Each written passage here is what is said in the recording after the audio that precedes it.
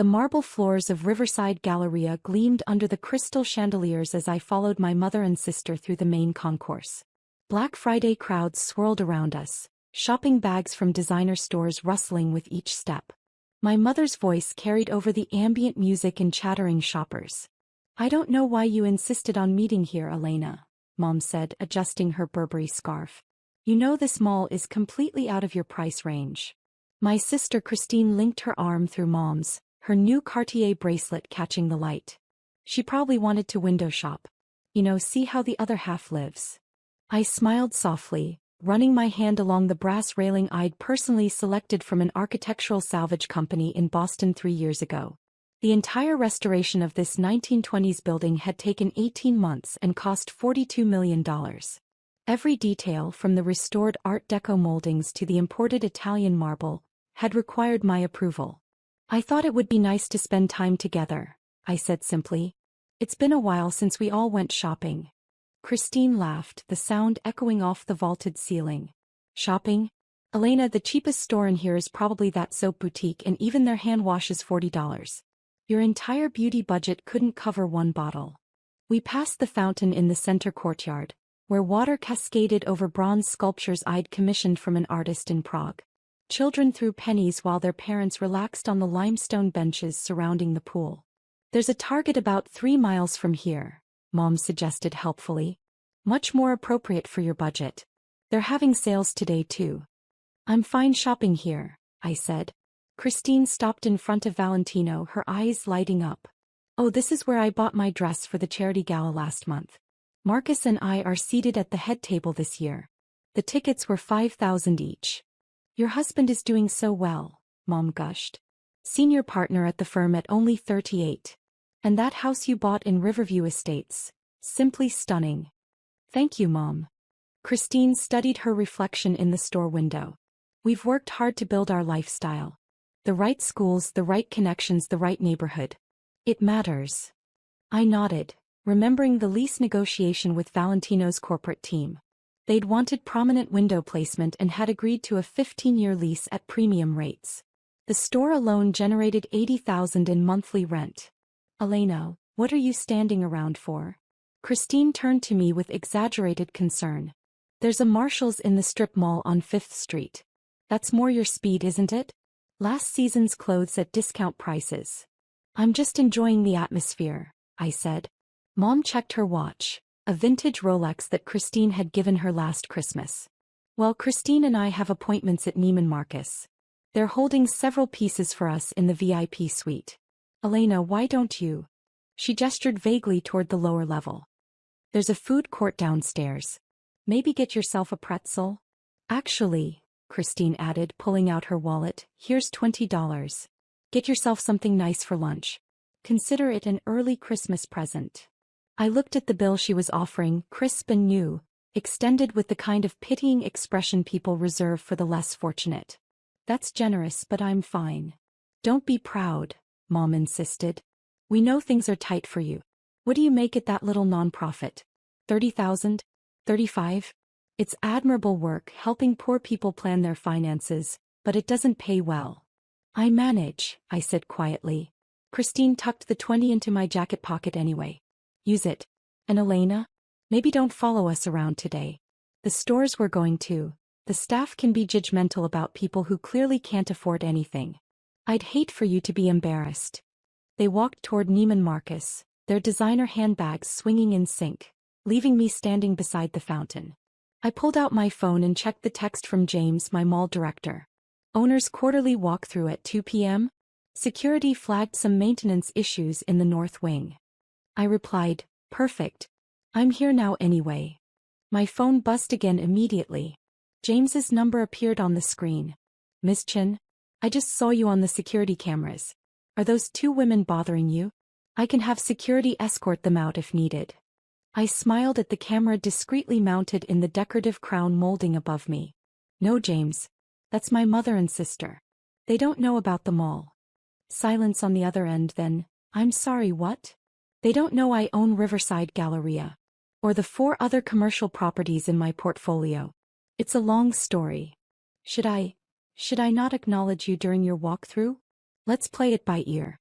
I'll text you when I'm ready. I wandered through the mall, observing operations with the practiced eye of someone who'd spent 3 years transforming a dying shopping center into the most profitable luxury destination in the state. The occupancy rate was 98%, with a waiting list of retailers desperate for space. Average sales per square foot exceeded $2,000, putting Riverside in the top 5% of malls nationally. Near the Gucci store, I overheard two sales associates discussing their commission projections for the day. Good. High staff morale was crucial. I made a mental note to approve James's proposal for improved break room facilities. At the Tiffany & Company location, I paused to admire their holiday window display.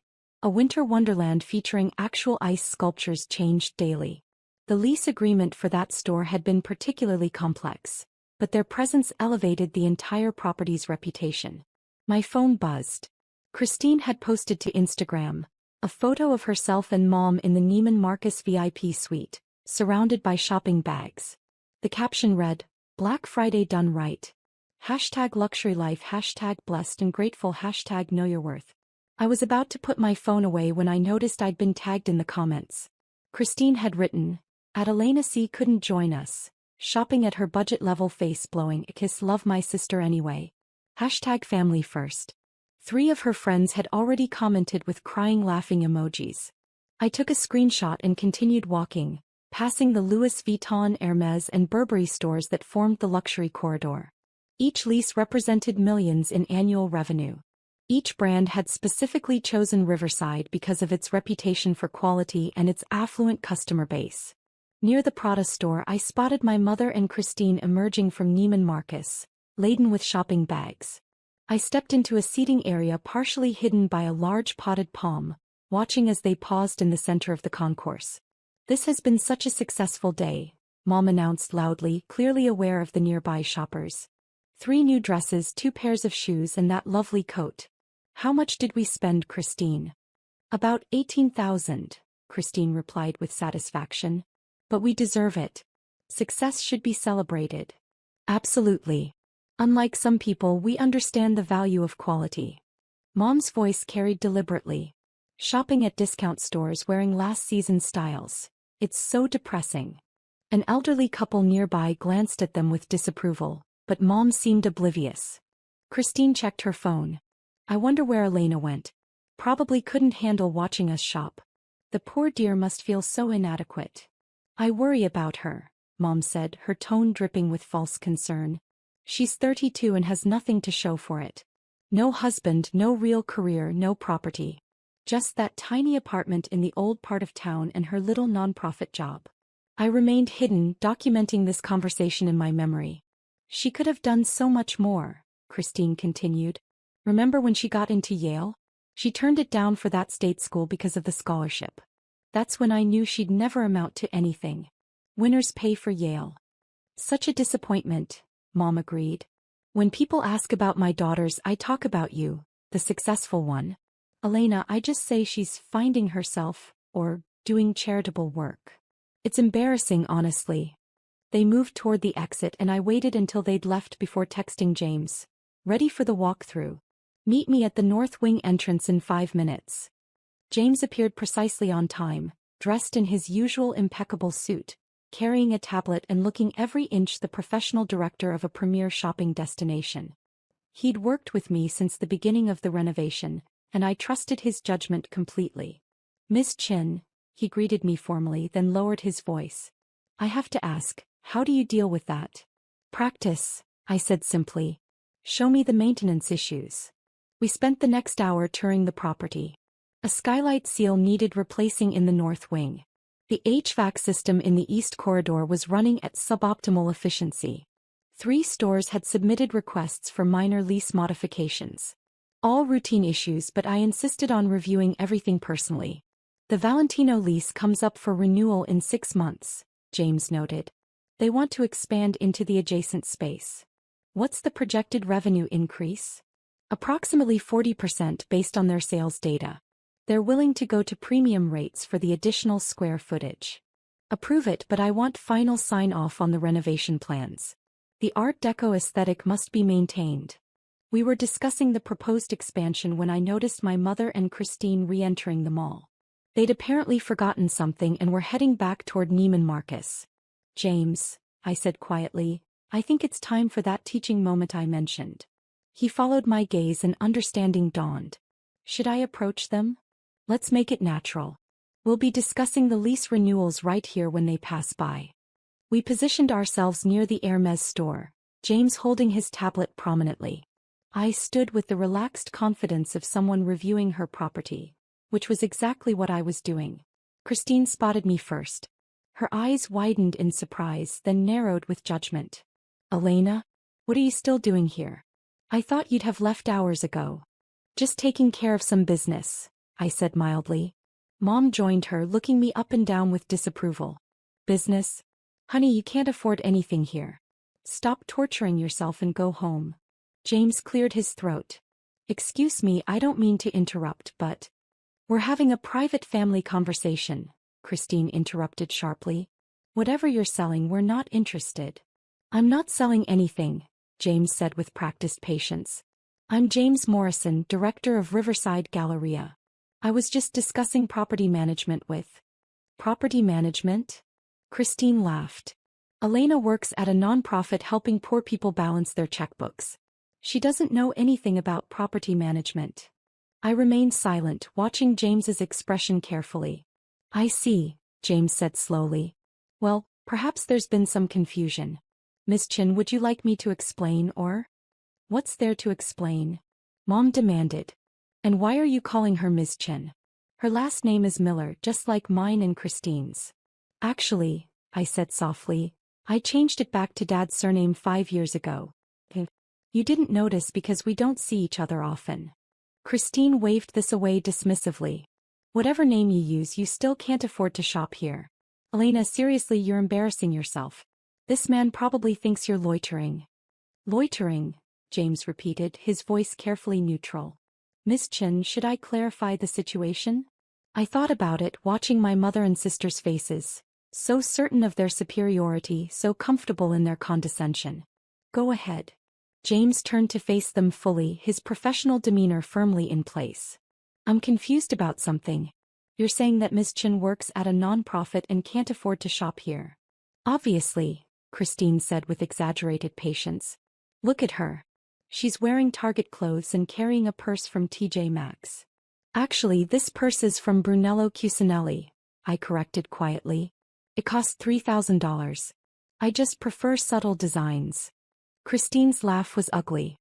"You expect us to believe you spent $3,000 on that plain bag? Elena, lying about money is just sad." "I'm not lying. And I didn't spend money on it. The designer sent it as a thank you gift when I approved their store lease." The words hung in the air for a moment. Mom's expression shifted from condescension to confusion. "What are you talking about?" James pulled up his tablet, turning it so they could see the screen. "Ms. Elena Chin is the owner of Riverside Galleria. She purchased the property 3 years ago for $42 million, invested an additional $28 million in renovations, and has increased the property value to approximately $190 million. Silence. Christine stared at the tablet, where my name appeared at the top of the ownership documents. That's not possible." "I assure you it's quite possible," James continued.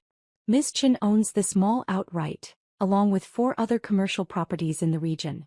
Her total portfolio value exceeds $300 million. Mom groped for the nearest bench, sitting down heavily. $300 million? This can't be real, Christine insisted. Elena works at a nonprofit. She lives in a tiny apartment. She drives a Honda.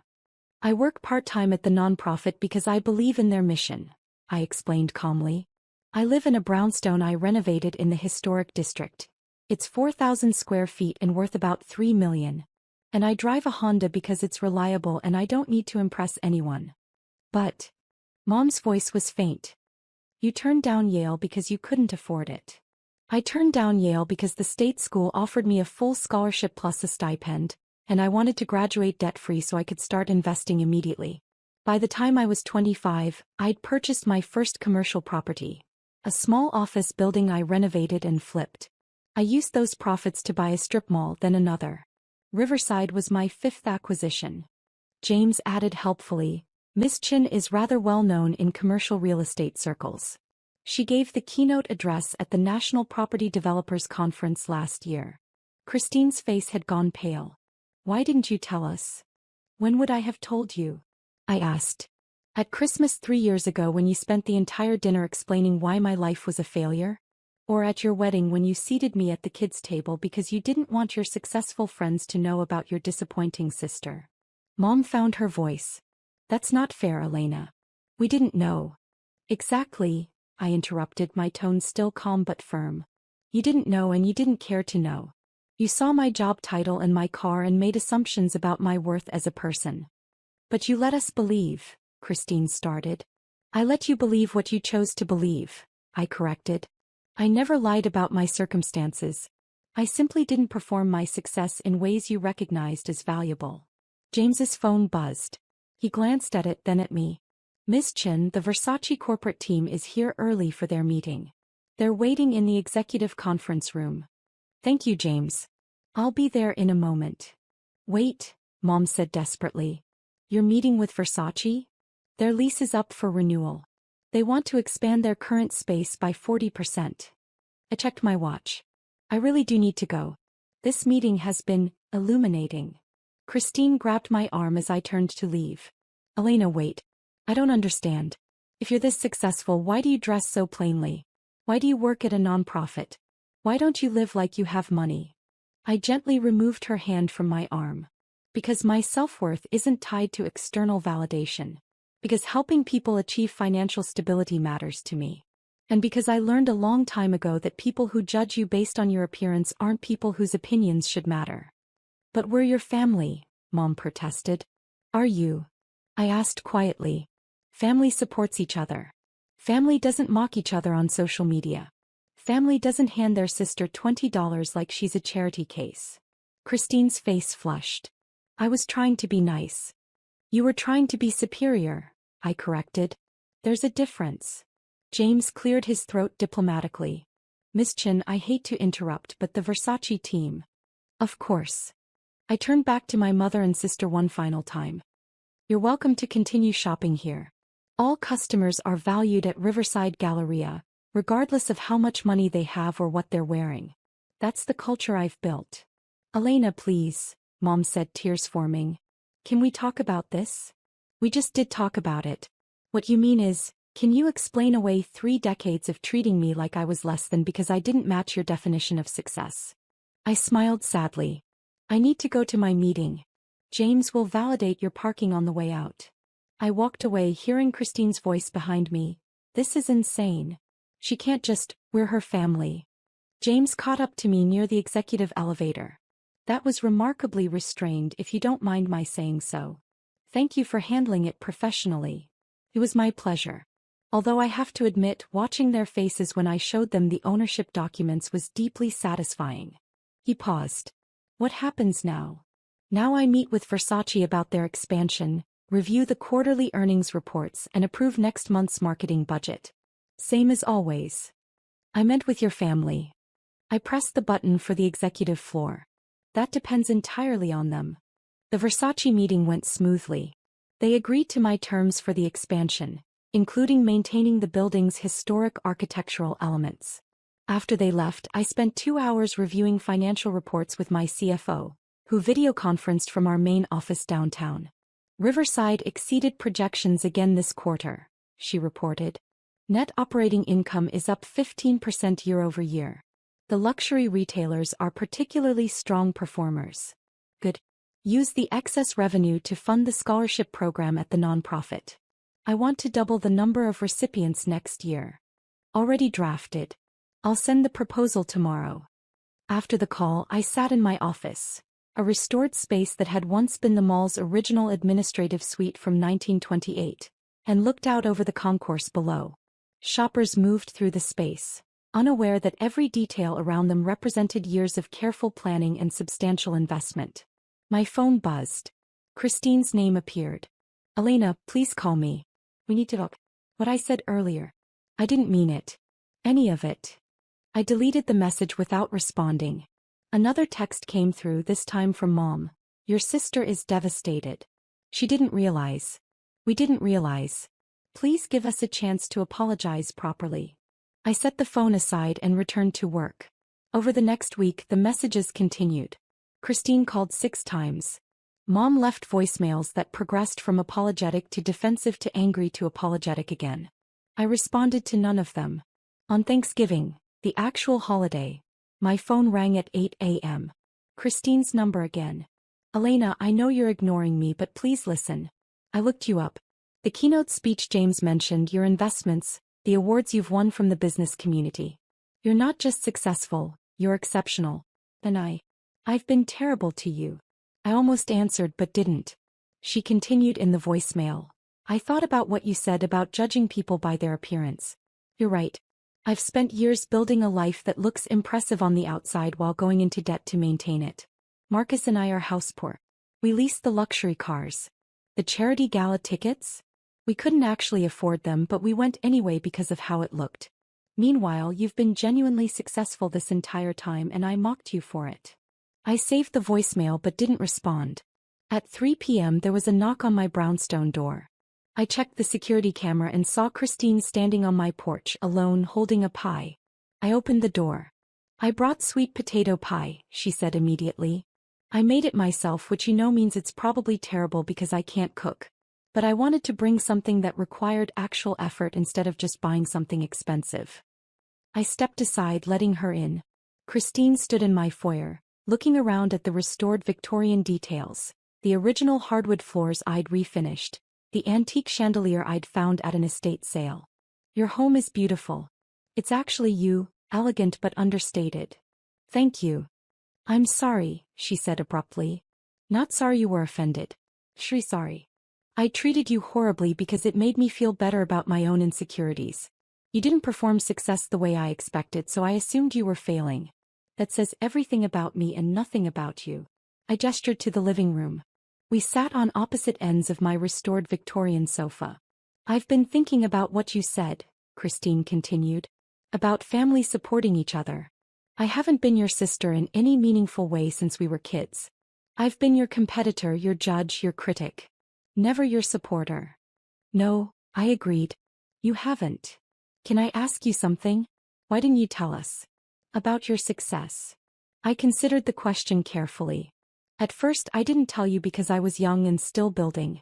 By the time I'd achieved real success, you and Mom had already established such a clear pattern of judgment that telling you felt pointless. What would it have changed? We would have treated you better, Christine said quietly. Exactly. You would have treated me better because of my money, not because I deserved basic respect as a human being. That's not actually better treatment. It's just a different kind of superficiality. Christine absorbed this, tears forming. I've built my entire life around appearing successful instead of actually being successful. And I've been miserable doing it. Then change. How? I'm in debt up to my eyeballs. Marcus and I fight about money constantly. We're about to declare bankruptcy, but we're still pretending everything's fine because we can't face the embarrassment. I pulled out my phone and made a note. Come to the nonprofit Monday morning. 9 a.m. We'll go over your finances and create a realistic plan. No judgment, just practical help. You do that? After everything. The nonprofit helps people in financial crisis regardless of their background. That includes family members who've been terrible to me. I paused. But Christine, I'm helping you as a financial counselor, not as your sister. You'll need to earn the sister relationship back. That takes time. I understand. She wiped her eyes. What about Mom? What about her? She wants to apologize too. She's afraid you'll never speak to her again. I'll speak to her again. When she's ready to actually examine why she treated me the way she did, instead of just apologizing because she found out I'm wealthy. Christine nodded slowly. That's fair. We sat in silence for a moment, then Christine laughed wetly. You know what's funny? I posted about my Neiman Marcus shopping trip on Instagram. Spent $18,000 I didn't have on clothes I don't need to impress people I don't like. Meanwhile, you actually own the mall I was shopping in. It is somewhat ironic. Can I ask one more thing? The $20 I tried to give you. I donated it to the nonprofit's holiday fund. Someone will have a better Thanksgiving because of it. Christine's face crumpled. I'm so sorry, Elena. For everything. I know. Now let's see if that pie is as terrible as you think. It was, in fact, pretty terrible. But we ate it anyway. Over the next months, things slowly changed. Christine came to the nonprofit every week, working with one of my counselors to address her debt. She and Marcus sold the house they couldn't afford and moved into a modest condo. She stopped posting about luxury purchases on social media and started posting about her journey toward financial health. Mom took longer. She sent gifts I returned. She wrote letters I filed away unread. Finally, 6 months after the mall incident, she showed up at the nonprofit's office. I'd like to volunteer, she announced. If you'll have me. I looked up from the budget I was reviewing. Why? Because I've spent 6 months thinking about what you said. About judging people by their appearance and their job titles. I've done that my whole life, and it made me a terrible mother to you. She sat down across from my desk without being invited. I don't know how to fix what I broke, Elena. But I want to try. Volunteering here won't fix our relationship. I know. But maybe it'll help me understand why you chose this work over flaunting your wealth. And maybe eventually you'll believe that I'm sorry for the right reasons. I studied her face, seeing genuine remorse instead of performative apology. We need help with tax preparation assistance. Training starts next Tuesday.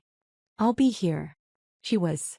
Every Tuesday for the next year, Mom volunteered at the nonprofit helping people navigate their tax returns.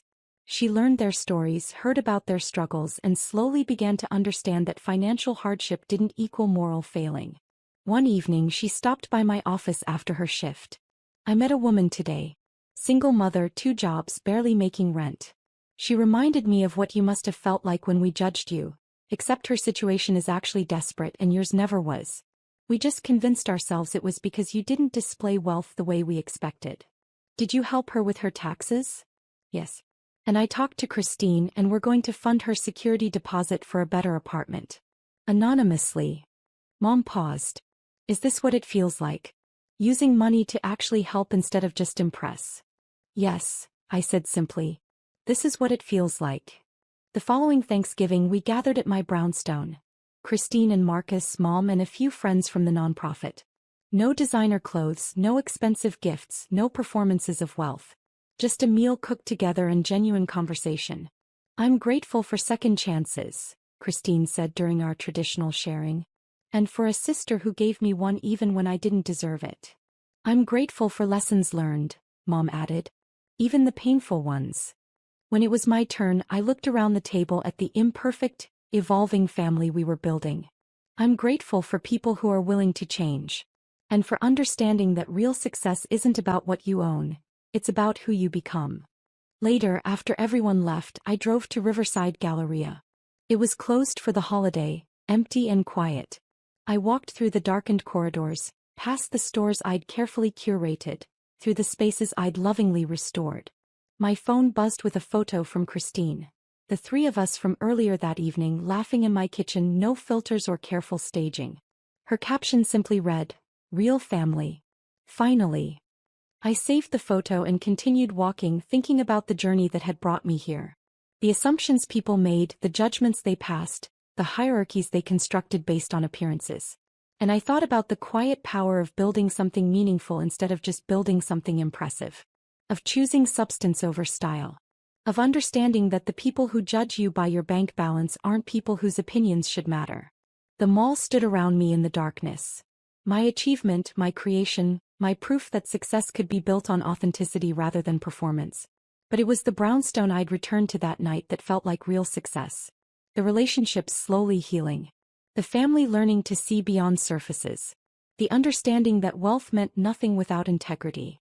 I locked up the mall and drove home, ready to start building the next chapter. One where the people I loved finally understood that the greatest luxury wasn't what you could buy. It was who you chose to be when no one was watching.